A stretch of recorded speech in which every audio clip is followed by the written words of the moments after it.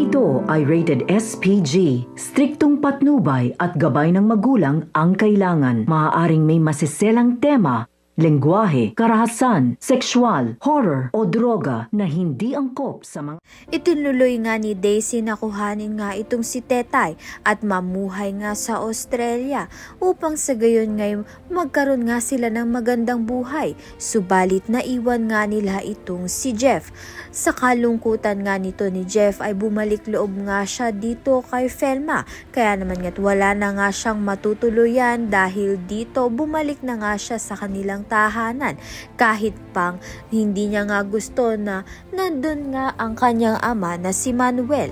Masaya naman nga itong si Colleen dahil nagbalik na nga ang kanyang kuya Jeff.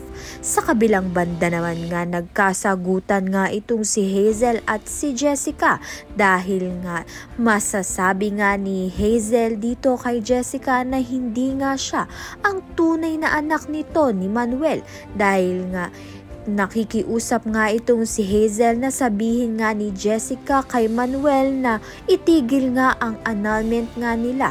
Subalit hindi nga ito pumayag si Jessica kaya naman nga sinabi na nga ni Hazel ang katotohanang hindi siya ang tunay na anak ni Manuel. Kaya naman nga't yan at iba pa ang dapat nating pakaabangan. Maraming salamat sa iyong panunood.